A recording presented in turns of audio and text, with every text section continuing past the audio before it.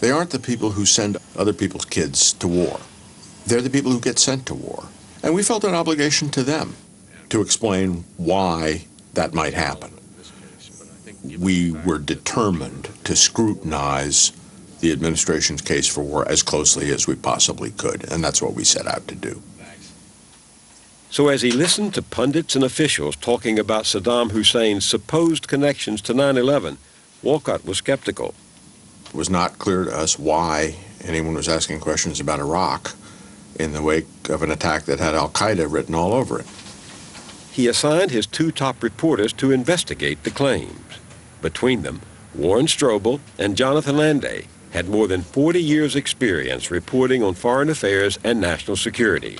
They had lots of sources to call on. We were basically, I think, hearing two different messages from. It was a message that the public message the administration was giving out about Iraq, its WMD, the fact it was an immediate threat, grave threat, gathering threat. But that was so different from what we were hearing from people on the inside, people we'd known in many cases for years and trusted.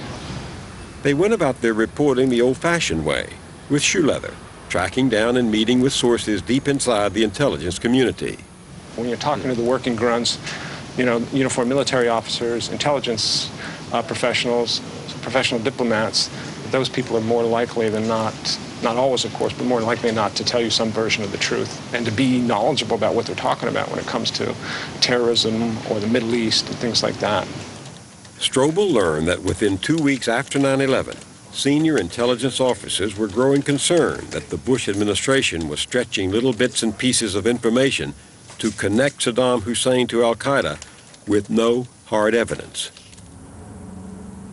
There was a lot of skepticism among our editors because what we were writing was so at odds with what most of the rest of the Washington press corps was reporting. And some of our papers, frankly, just didn't run the stories. They have access to the New York Times wire and the Washington Post, wire, and they chose those stories instead. Within the month, Strobel found out the Pentagon had already dispatched James Woolsey to Europe, looking for any shred of evidence to incriminate Hussein. He did this even knowing that the CIA had already analyzed this carefully and found no such links. So the more I thought about that, the more it just didn't seem to make sense. Knight Ritter's early skepticism was a rarity inside the Beltway bubble. A decision to go to war, even against an eighth-rate power such as Iraq, is the most serious decision that a government can ever make. And it deserves the most serious kind of scrutiny that we in the media can give it. Is this really necessary? Is it necessary to send our young men and women to go kill somebody else's young men and women? That meant asking questions about the sources of information the press and government were relying on, including, notably, this man, Ahmed Chalabi. After the first Gulf War, Americans had installed Chalabi as the leader of Iraqi exiles seeking regime change in Baghdad.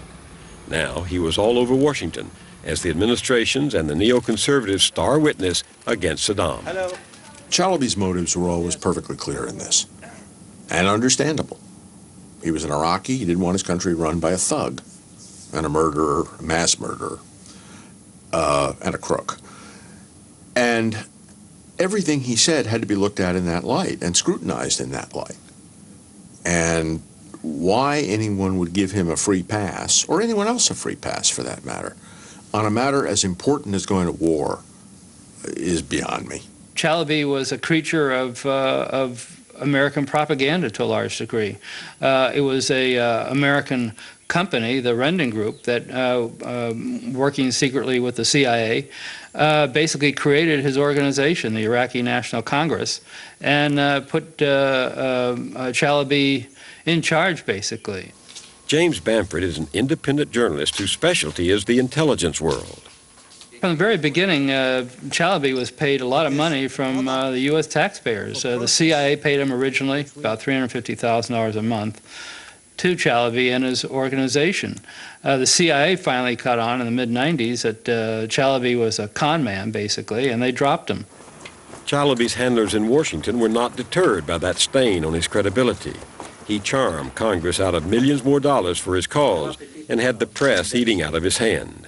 He made a lot of friends in the media, and he convinced a lot of people that he was legitimate, even though the CIA had dropped him. When Chalabi made selected Iraqi defectors available to the press, it was a win-win game. The defectors got a platform, journalists got big scoops.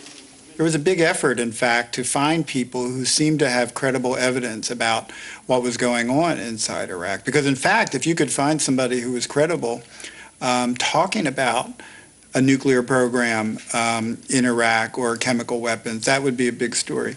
And it worked.